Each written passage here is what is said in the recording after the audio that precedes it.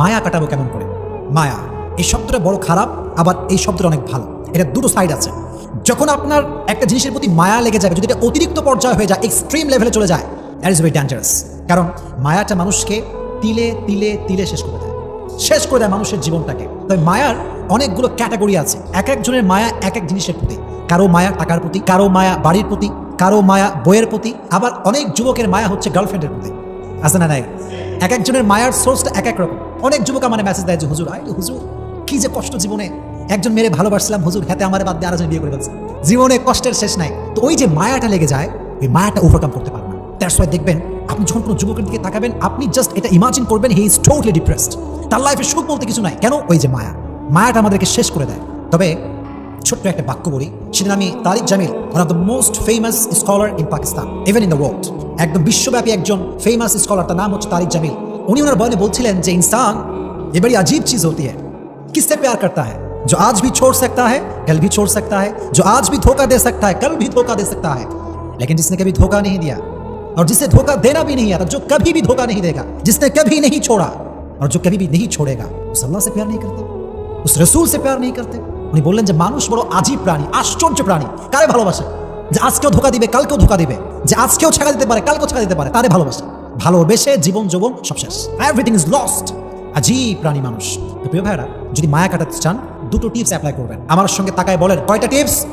দুইটা। মাশাআল্লাহ। এক নাম্বার, ছোট্ট একটা আয়াত শেয়ার করব। এই আয়াতটার অর্থ যার মনে থাকবে তার পৃথিবীর কোনো জিনিসের প্রতি মায়া থাকবে না, খুবই সহজ হয়ে যাবে। আয়াতটা কি? আল্লাহ তাআলা বলছেন وعسى أن تكرهوا شيئا وهو خير لكم وعسى أن تحبوا شيئا وهو شر لكم والله يعلم وأنتم لا تعلمون। সূরা বাকারা 216 নম্বর আয়াত। আল্লাহ তাআলা বলছেন, এই মনোযোগ দেন এদিকে, আল্লাহর আয়াত কত সুন্দর দেখেন। আল্লাহ তাআলা বলছেন, ও মাই worshipper, sometimes you like something and you want that from your heart but I'm not going to give it to you।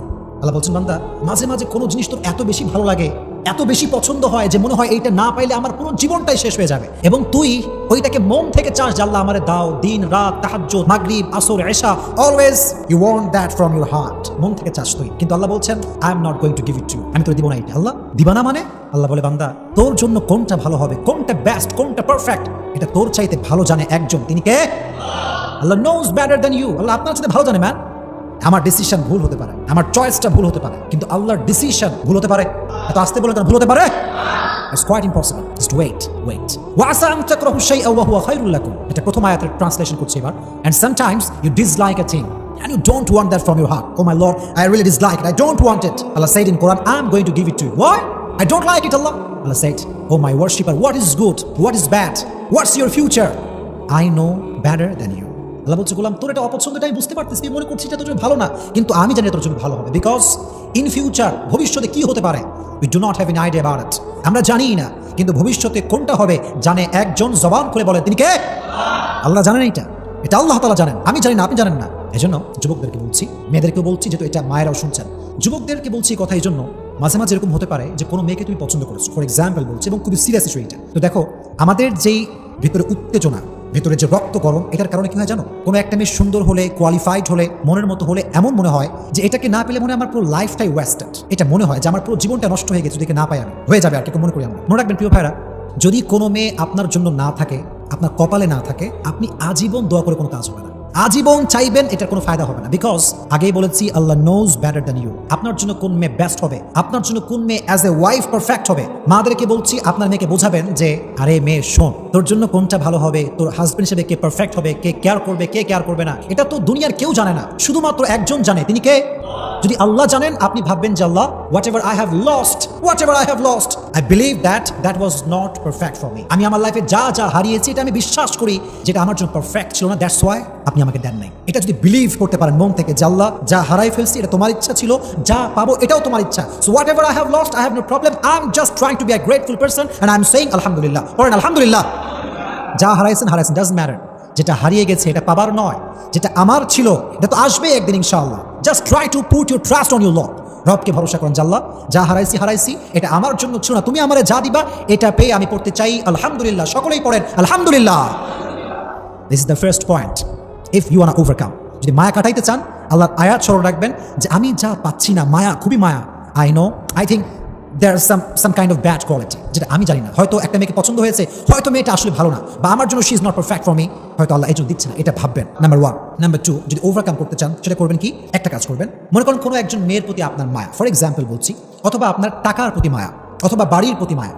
If you want to overcome it, then you have to do one thing, and that is think about the bad quality that you want, যেটা আপনি চাচ্ছেন তার খারাপ নিয়ে ভাবেন। মনে করেন একটা মেয়েকে আপনার পছন্দ, যদি তাহলে তুমি না পাও, অনেক মায়া লাগবে, মনে হবে যে she was the best person in the world, যেটা আমি দেখছি এটাই সবচেয়ে বেস্ট। এটা যখন ভেতরে চলে আসবে মায়া, একদম গভীর মায়া, তখন সেই মেয়েটার কিছু খারাপ সাইড নিয়ে ভাবো। এটা এই জন্য নয় যে তুমি মেয়েটাকে ক্রিটিসাইজ করবে, এই জন্য না। ইসলাম কাউকে নিয়ে বাজে মন্তব্য করতে নিষেধ করেছে, ইসলাম কাউকে নিয়ে বাজে চিন্তা করতে নিষেধ করেছে, ইসলামের প্রভিশন, এটা ইসলামের বিধান, এটা ইসলামের সাজেশন। কিন্তু আপনার পারপাসটা ভিন্ন, আপনার উদ্দেশ্য ভিন্ন। আপনি ভাবছেন কেন? এই জন্য ভাবছেন যে একজন মেয়েকে নিয়ে খারাপ চিন্তা করা, হারাম চিন্তা করা, এটা টোটালি হারাম। খারাপ চিন্তা করা হারাম। এখন যদি আপনি মেয়েটার প্রতি মায়া না কাটান, তাহলে আপনার খারাপ চিন্তা বারবার এটা আসবে, এটা বারবার তাকে স্মরণ করাবে শয়তান, যে বারবার ভাববি যত বেশি গুনাহ হবে তত বেশি। এই জন্য just try to think about her bad quality. যেমন কি ভাবতে পারেন যে আহা, যে মেয়েটা পর্দাই করে না, বোরখাই পরে না, সেই মেয়ে তো আমার যোগ্য হতে পারে না। যে মেয়ের কথার ভিতরে রসকস নাই, আব্বা আমার সে ভালো বিহেভ করে না, she is not perfect for me. Just try to think about her bad quality. খারাপ দিক নিয়ে ভাববেন, দেখবেন যে মায়া অটোমেটিক্যালি কমে গেছে।